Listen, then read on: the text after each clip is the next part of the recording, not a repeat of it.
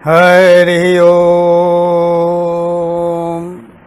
बोले श्री गणपति महाराज की जय, श्री सद्गुरु भगवान की जय, श्री गौरी शंकर भगवान की जय। बोलिए श्री सचिया जोता वाली माता आपकी सदा ही जय, श्री सांचे दरबार की जय। आइए आज हम श्री मार्कंडेय पुराण के अंतर्गत श्री दुर्गा सप्तशती के 13वें अध्याय का हिंदी में श्रवण करें। ध्यान।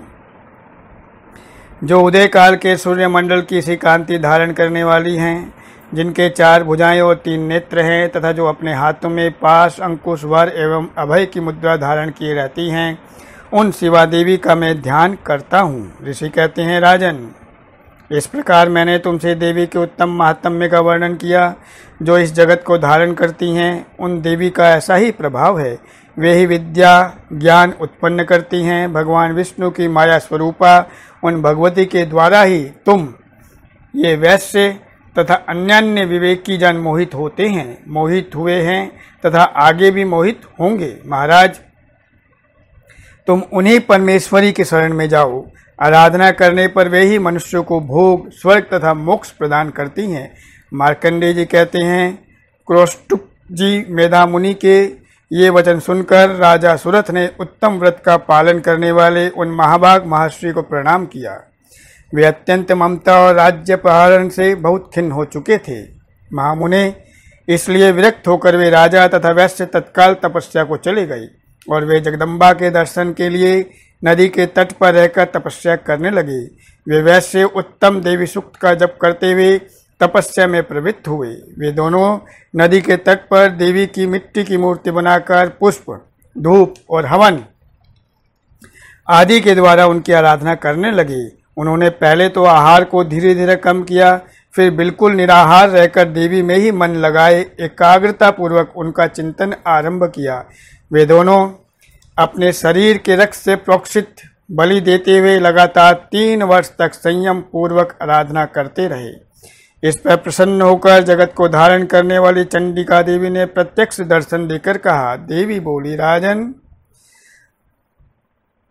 तथा अपने कुल को आनंदित करने वाले वैश्य, तुम लोग जिस वस्तु की अभिलाषा रखते हो वह मुझसे मांगो, मैं संतुष्ट हूँ, अतः तुम्हें वह सब कुछ दूंगी। मार्कंडेय जी कहते हैं, तब राजा ने दूसरे जन्म में नष्ट न होने वाला राज्य मांगा तथा इस जन्म में भी शत्रुओं की सेना को बलपूर्वक नष्ट करके पुनः अपना राज्य प्राप्त कर लेने का वरदान मांगा। वैश्य का चित्त संसार की ओर से खिन्न एवं व्यक्त हो चुका था और वे बड़े बुद्धिमान थे, अतः उस समय उन्होंने तो ममता और अहमता रूप आसक्ति का नाश करने वाला ज्ञान मांगा। देवी बोली, राजन, तुम थोड़े ही दिनों में शत्रुओं को मारकर अपना राज्य प्राप्त कर लोगे।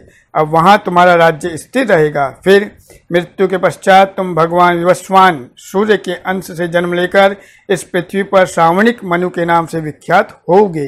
वैश्यवर्य, तुमने भी जिस वर को मुझसे प्राप्त करने की इच्छा की है उसे देती हूँ। तुम्हें मोक्ष के लिए ज्ञान प्राप्त होगा। मार्कंडेय जी कहते हैं, इस प्रकार उन दोनों को मनोवांछित वरदान देकर तथा उनके द्वारा भक्ति पूर्वक अपनी स्तुति सुनकर देवी अंबिका तत्काल अंतर्ध्यान हो गई। इस तरह देवी से वरदान पाकर क्षत्रियों में श्रेष्ठ सुरथ सूर्य से जन्म ले श्रावणी नामक मनु होंगे। इस प्रकार श्री मार्कंडेय पुराण में श्रावणिक मनवंतर की कथा के अंतर्गत देवी महात्म्य में सुरथ और वैश्य को वरदान नामक 13वां अध्याय पूर्ण हुआ। बोलिए सचिया जोता वाली माता आपकी सदा ही जय। बोले श्री सांचे दरबार की जय। श्री हरे नमः, श्री हरे नमः, श्री हरे नमः। बहुत बहुत आभार।